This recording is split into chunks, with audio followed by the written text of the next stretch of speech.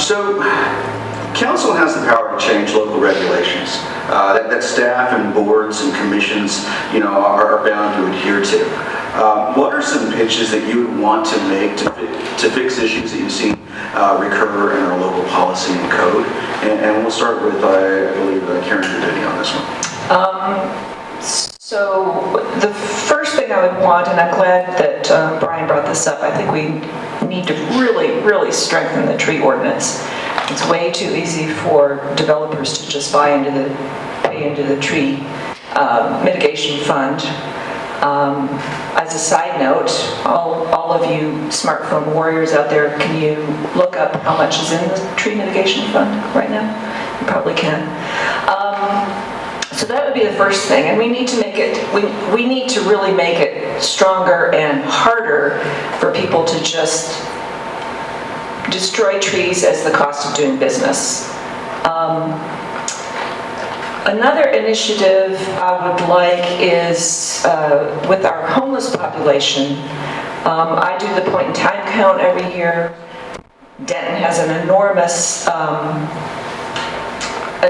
proportion of the homeless population in the county.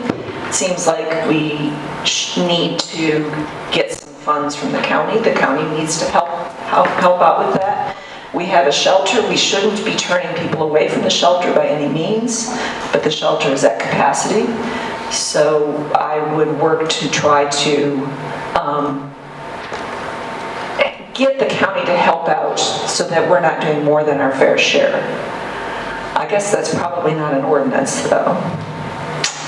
And then the third thing I would like to do is encourage historic districts and encourage some small area plans. A small area plan in a historic district and a conservation district, those are all overlays over zoning. The zoning map is in place. The zoning code is in place. It's going to be a while before that gets rewritten. In the meantime, we can put some overlays into place that will protect neighborhoods on top of the existing zoning. It makes life a little bit easier. Speaking as somebody who lives in a historic district, I really love the fact I don't have to worry about an apartment complex going in next door. I used to, and I don't now. So, historic districts and small area plans. All right.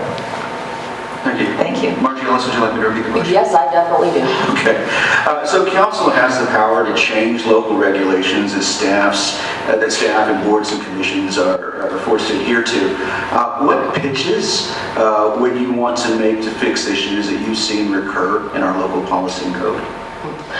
I mean, the first one is one that I've been advocating for on the campaign trail here in these forums, is that's the creation of a board to deal with our unhoused population.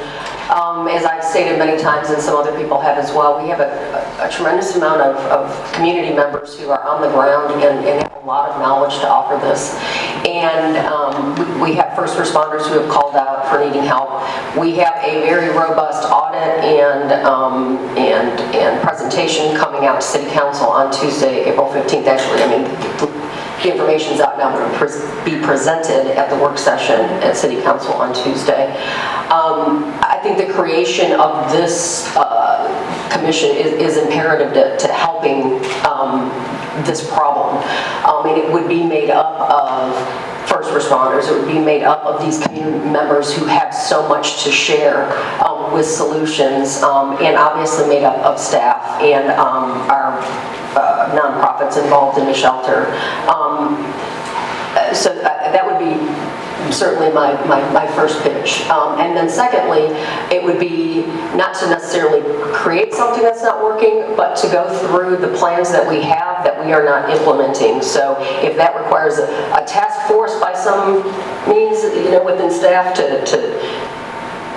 look at these plans that we have in place, to put forward a progress plan on how we can implement them. Thank you. Thank you. And Suzi Rumohr, would you like to Yes. do the question? I think I have this. Okay. I hope. So I've been talking a lot about our city budget. So one of the first pitches I want is to work on a more robust fiscal analysis tool. So when we're looking at a new development project, we understand in the long run, like beyond 40 years, is this new development going to be a net positive for the city's bottom line or a net negative? So is it building more infrastructure than it's going to bring in revenue, so that we have a better idea of what we're agreeing to whenever we're building a new project. That's something that we've been lacking. And also tied to that, I would like to see the city work on a plan to start shifting some of our infrastructure maintenance from debt to revenue. And that might take a while and it might be a little complicated to get there, but I'd like to see us start shifting away from debt for known maintenance that we're going to have.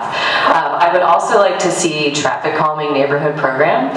So that would, instead of, just police coming out for a couple of weeks to enforce the speed limit, right? And then as soon as they have to go to another neighborhood, the speeding comes back. I want to see meaningful improvements where somebody complains about neighborhood speeding, staff come out from engineering and they look at the issue and then they come up with low-cost, quick-build solutions to actually meaningfully change it in the long run, so that we're not just band-aiding it every once in a while. I would also like to see us use the tree fund to plant street trees. So right now, the city's tree fund, we're not planting street trees with it. That's not a way that we're using it. I would like to see us use it for street trees. Those bring up property values. They shade the sidewalk and bike lanes so that people are more encouraged to be able to walk and bike and not overheat. So those are just a few things that I would be interested in us looking at.